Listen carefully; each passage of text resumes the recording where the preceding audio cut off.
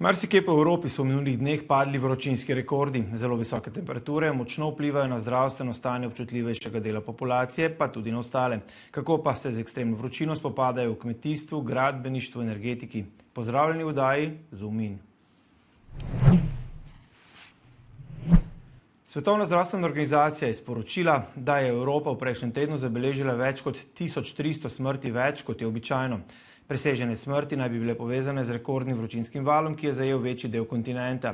V organizaciji tudi opozarjajo, da je to šele začetek in da bodo prihodnje poletja še hujša, na kar pa številne države niso pripravljene. Najprej bova o tem, kako lahko na vročino bolj odporno postane kmetijstvo, govorila z Rokom Miheličem z oddelka za agronomijo Ljubljanske biotehniške fakultete. Pozdravljen, gospod Mihelič. Pozdravljeni. Kako torej trenutni vročinski val vpliva na donose v kmetijstvu? Kako huda je suša? V Pomurju, glede na podatke Arsa, še ni najhuje. Ja, v Pomurju ni, na srečo. To je zelo odvisno od lokalnih padavin, tudi globine tal, se pravi skupne zaloge za vodo. Tako da v Prekmurju na srečo zgleda, da bo letošnja letina še kar v redu. Predvsem žetve žit so zdaj v teku in kažejo na dobro stanje. Slabše pa je v srednji Sloveniji, ker imamo bolj plitva tla in tudi nekoliko manj padavin je bilo in to se pa že kar izrazito kaže. Seveda namakanje je odlično in nujno potrebno v takih razmerah. Slovenija ima veliko padavin in je potrebno, da to vodo vglobimo in jo uporabimo. Ampak ključno za ublažitev teh podnebnih sprememb je pa, da spremenimo način kmetovanja, da gremo v smeri ohranitvenega regenerativnega kmetijstva, kar pomeni, da tla stalno puščamo pokrita z možnostmi z rastlinami, se pravi, da prilagodimo kolobar, da nekaj stalno raste na njivah in pa v vmesnem obdobju, da so tla pokrita z rastlinskimi ostanki, se pravi, da jih ne orjemo, ne obračamo, ne izpostavljamo golih tal vročini, kajti gola tla se izjemno segrejejo. Zdaj v teh poletnih dneh imamo temperaturo zraka okrog 36 stopinj, tla so pa lahko čez 60 stopinj. In ker vemo, da deževniki na primer prenesejo, optimalno za njih je tam okrog 15 do 18 stopinj, seveda je pri teh temperaturah ne morejo preživeti oziroma bežijo v globino, če imajo možnost, če so tla dovolj globoka. Bakterije delajo sicer lahko nekatere še, encimski procesi tečejo, vendar se razmnoževanje bakterij močno upočasni ali pa ustavi, tako da imamo razgradno organske snovi, seveda korenine rastlin tudi ne prenesejo take vročine, imamo vročinski stres tudi rastline. Kako vročina vpliva na pridelavo hrane? Kakšna recimo v teh dneh, ekstremnih dneh, ključna razlika med konvencionalno obdelanimi tlemi in tistimi, kjer se izvajate ohranitveno kmetijstvo in stalno ozelenitev? Nekaj ste sicer že o tem govorili, ampak kako se recimo to pozna na temperaturi tal na mikroorganizmih? Temperaturna razlika je lahko izjemna. V zgornjih centimetrih tal pod zastirkom imamo temperaturo toliko, kar je temperatura ozračja ali pa celo nekoliko manj. Kot sem rekel, na oralnih tleh pa lahko temperatura preseže 60 stopinj, se pravi, temperaturne razlike so lahko 20, tudi 30 stopinj in je to pač odločilno za življenje v tleh, tako za rastline kot za druge organizme. Koliko več vode pa so tla sposobna zadržati, kjer pridelovalci računajo recimo na te neugodne razmere in kako pomemben blažilnik je to za rastline recimo v vročih obdobjih? Ja. Evapotranspiracija je manjša, sploh če imamo mrtvo zastirko, je evaporacija izrazito manjša. S takim načinom kmetovanja, z ohranitvenim načinom povečamo zalogo organske snovi v tleh, sicer je to tek na dolge proge in je po 10 letih res značilna razlika. Ampak več organske snovi pomeni večjo sposobnost vsrkavanja vode, kar nam ublaži pojav suše za par dni, ne več. Je pa bistveno pomembneje še tudi dejstvo, da voda ne odteka po površju, da so tla dobro vpojna za padavinsko vodo in v bistvu več vode zadržimo, ki bi sicer odtekla po površju, povzročala površinsko erozijo tudi. Tako da se s tem zmanjša tudi erozija. Zdaj, prehod na regenerativne prakse zahteva čas, tudi spremembo miselnosti. Ne? Kako so se tega lotiti, kako uspešno se te prakse prenašajo recimo v slovenski prostor? Počasi kmetje rabijo v prvem obdobju nove stroje, predvsem sejalnice, ki lahko sejejo v pokrita tla precizno, se pravi, da gre za tehnološko dognan proces. In ta prehod stane. Poleg tega pa rabijo kmetje specialno znanje, nova znanja o tem, kako kolobariti, kako gnojiti, kako varovati rastline. In to znanje se prenaša ne samo iz fakultet, pravzaprav gre najbolje od kmeta, ki že ima izkušnje, do drugega kmeta. In tukaj je izjemno pomembno povezovanje kmetov v združenja, tako v nacionalnem kot evropskem nivoju. Mi imamo Združenje za ohranitveno kmetijstvo in v tem združenju pravzaprav skrbimo za prenos znanj.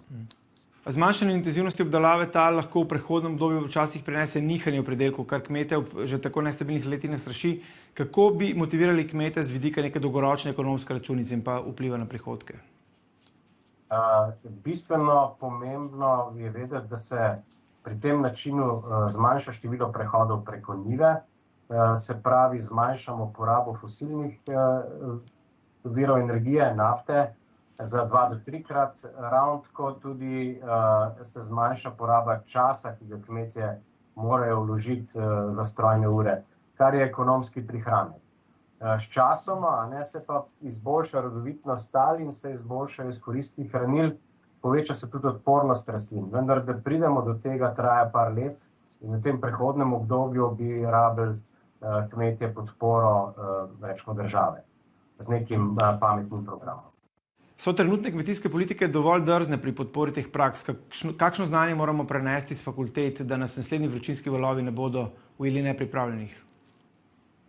Ja, fakulteta ni dovolj, kot rečeno, gre za partnerstvo. V okviru zdaj gradimo žive laboratorije, pomeni, da sodelujemo tako strokovnjaki z fakultet, svetovalne službe in kmetje, tako imenovani najbolj napredni kmetje, lahko jim rečemo tudi svetilniki, pionirji, ki iz svojega entuziazma, vizije, ki jo imajo, pač preizkušajo nove tehnologije in so lahko vzor in inspiracija drugim kmetom. Gospod Mihelič, najlepša hvala za pogovor in veliko uspeha pri prepričevanju in pa pri napredku. Hvala lepa. Zdaj pa bo o tem, kako se z vročino spopadajo gradbinci, govorila z Zoranom Simčičem iz Obrtno-podjetniške zbornice Slovenije, ki je tudi sam gradbinec. Pozdravljen, gospod Simčič. Pozdravljeni. Kako v vašem podjetju skrbite za delavce v času vročine? Začenjate morda bolj zgodaj. Res je, tako drži. Mi začenjamo uro, dve pred normalnim časom in seveda nekje, kadar temperature grejo nekje na 30-32 stopinj, se dela prekinijo, to nekje 11-12 ura dopoldne. To si lahko mi kot manjše podjetje lahko privoščimo. Mi imamo prerazporeditev delovnega časa, pomeni, da kadar so pogoji za delo boljši, delamo kakšno uro več in tako vsak delavec ima neki fond ur, ki potem se za take ekstremne primere, kadar je visoka vročina, mraz in deževje, si pač te ure koristi. Tukaj bi še lahko poudaril, da tu si lahko privoščiš, če imaš stalno zaposlene delavce, če jih pač najameš, je to sigurno veliko težje.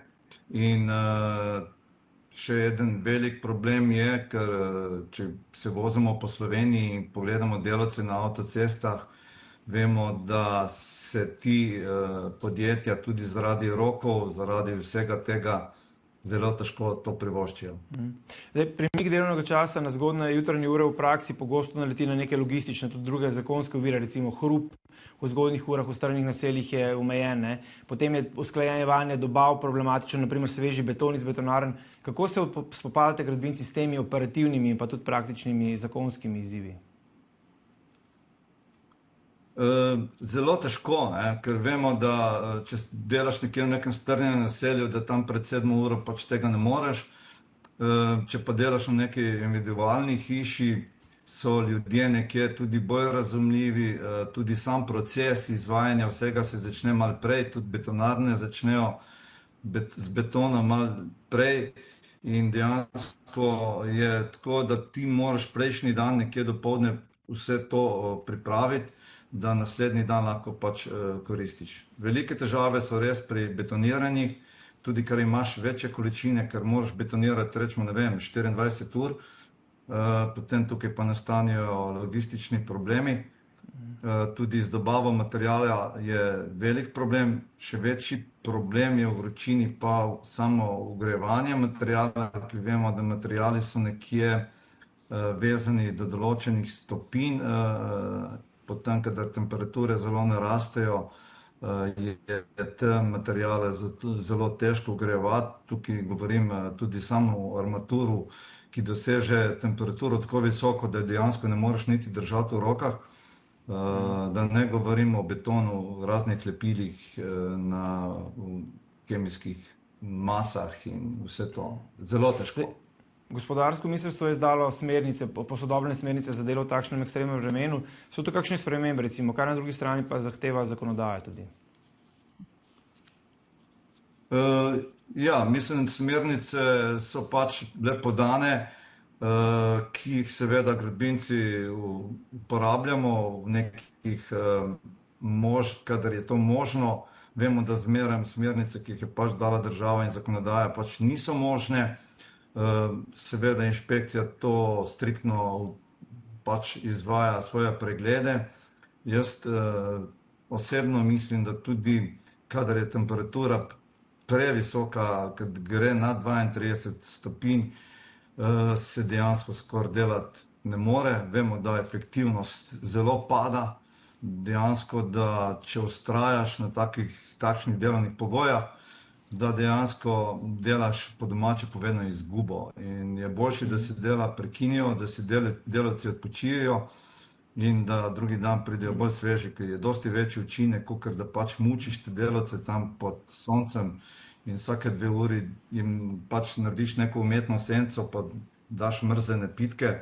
Sej res boljše kot nič, ampak mi, mali podjetniki, smo sigurno pri temu mislenju, da se dela prekinejo, ne glede,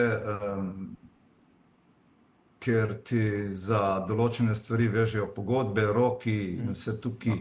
Mislim, da kadar sklepaš pogodbe, to je ravno moje naslednje vprašanje. Kako razumevajoči so v takšnih primerih, bom rekel, naročniki? Govorimo tukaj tako v zasebnih kot v javnih. Je vročina že lahko recimo priznana kot nek razlog za podaljšanje pogodbenih rokov brez penalov, ali še vedno ta pritisk pade na pleče izvajalca? Mislim, da ne. Mislim, da kar sestavljaš pogodbo, da so v pogodbi klavzule glede rečemo slabega vremena. Tukaj govorim o prekomernem deževju, o vročini, o mrazu, ampak v zadnje čase je vse večji problem vročina, kakor mraz. Mislim, da se ti za te dneve, kadar so ekstremno visoke vročine, se ti pač roki podaljšajo. Vse tako je, ne. Zdaj ne vem, kako imajo te velike firme na avtocestah te pogodbe, ampak prepričan sem, da pogodbe so tukaj že 30-40 let stare, kar se jih sam spomnim, da so zmeraj imeli klavzulo glede slabega vremena. Se bojite, da bodo težji pogoji mlade še bolj odvrnili od gradbenih poklicev? Kje vidite neko dolgoročno rešitev? Jaz tukaj bi rekel takole, ne.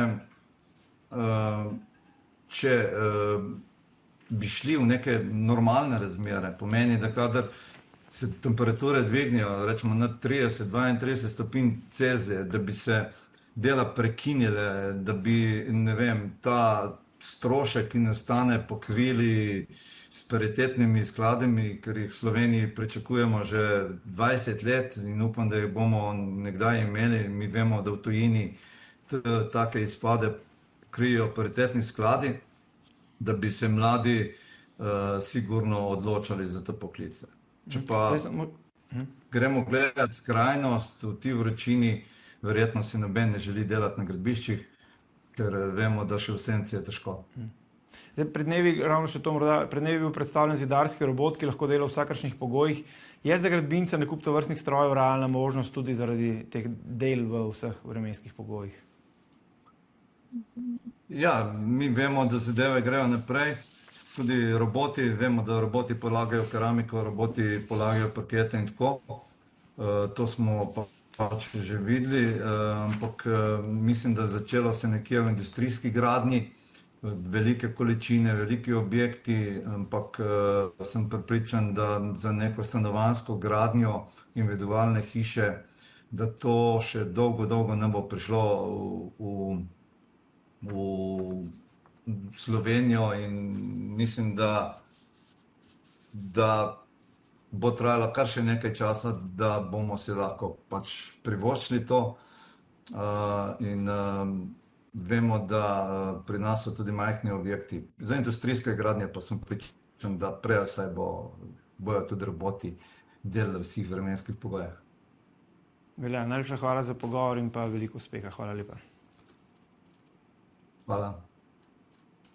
V studiu pa se mi je pridružil profesor dr. Marko Topič, strokovnjak za fotovoltaiko in dekan Ljubljanske fakultete za elektrotehniko. Govorila bo o izkoriščanju sonca v energetiki in o tem, kaj to prinaša energetskemu sistemu. Pozdravljeni, gospod Topič. Pozdravljeni.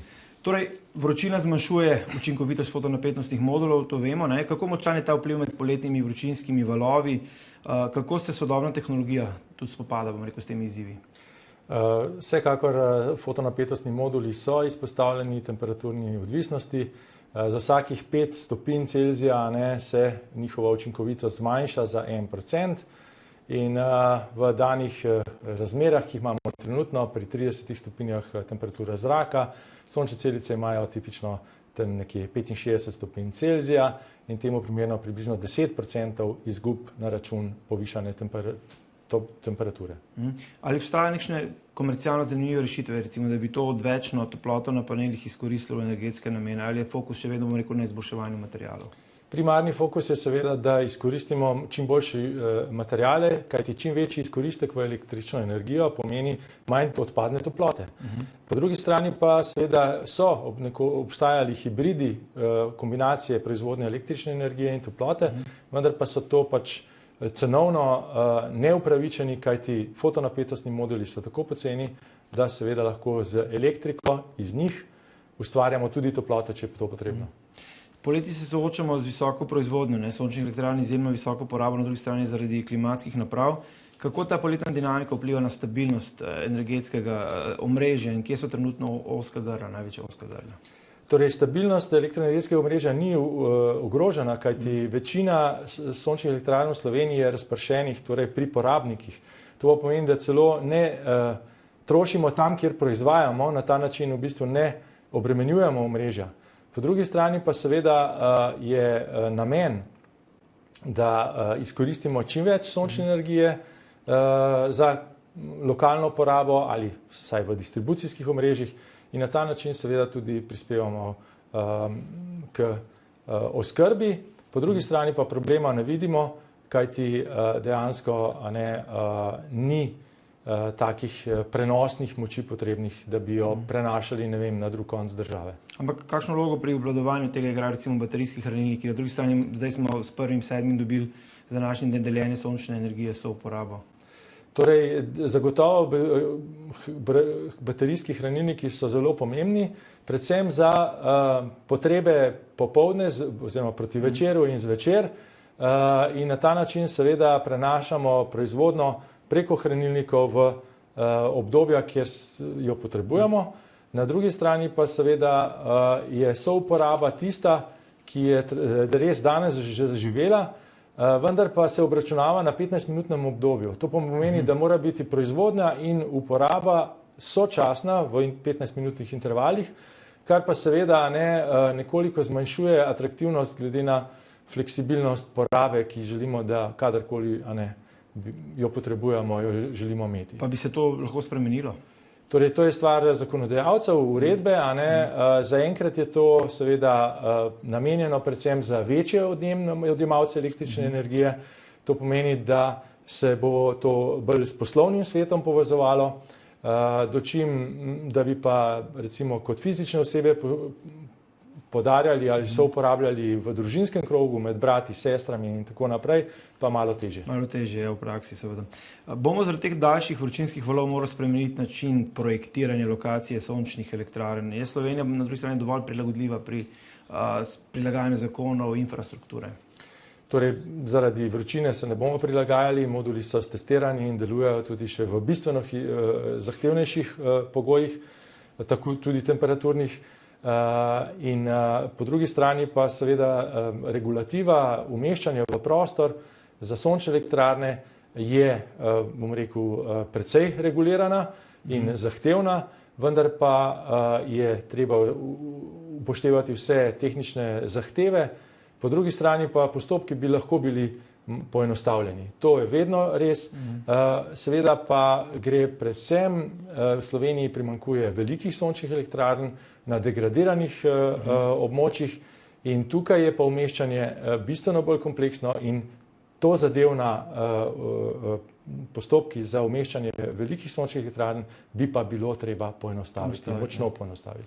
Ok, če se gleda še malo v prihodnost, veliko se govori o tandemskih sončnih celicah v zadnjem času, obetajo bojda višje izkoristke. Kako blizu smo komercialni rabi teh tehnologij, kako se ti novi materiali obnašajo v ekstremnih temperaturnih pogojih?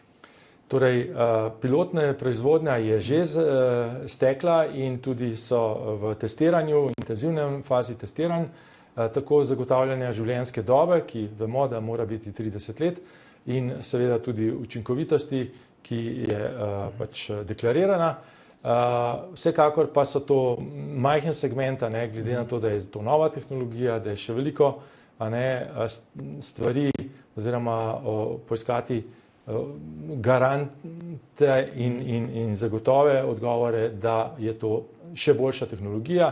Izkoristki presegajo 30% in seveda na ta način bomo še lažje oskrbovali z električno energijo. Kako pa se bo v prihodnjih letih razvijalo področje in uporaba fotovoltaike? Bomo šli še bolj v neke integrirane rešitve, recimo kot je uporaba na stavbah pa agrofotovoltaika?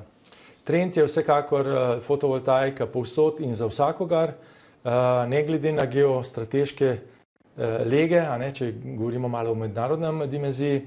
Vsekakor pa seveda bo fotovoltaika je že zadnjih 5 let, torej investicije v sončne elektrarne so največje na globalnem nivoju v sončne elektrarne, glede na ostale proizvodne vire, in ta trend se bo nadaljeval, skupaj v kombinaciji s hranilniki pa zagotovo bo osrčje novih trajnostnih elektroenergetskih sistemov. Na fotovoltaični konferenci minuli teden ste omenili, da je dejansko sončna energija že presegla tisto proizvedeno iz vetrnih in pa jedrske energije. Lahko sonce postane na nek način primarni steber energetskega prihoda, kljub tem izzivom, recimo zimsko-poletno simetrijo, pa morda dragimi zaenkrat še hranilniki. Vsekakor sončna energija v kombinaciji z električnimi hranilniki za dnevno oskrbo z električno energijo, z lahkoto, tudi smo kot že v kombinaciji skupaj cenovno najugodnejši. Po drugi strani pa za zimske cikle pa seveda prihaja v ospredje zeleni vodik. Ne nazadnje pa tudi kombinacija sončnih elektrarn, vetrnih elektrarn in hidroelektrarn, torej kombinacija vseh obnovljivih virov energije za oskrbo z električno energijo. Najlepša hvala za pogovor, gospod Topič, in pa veliko uspeha. Hvala lepa. Hvala vam.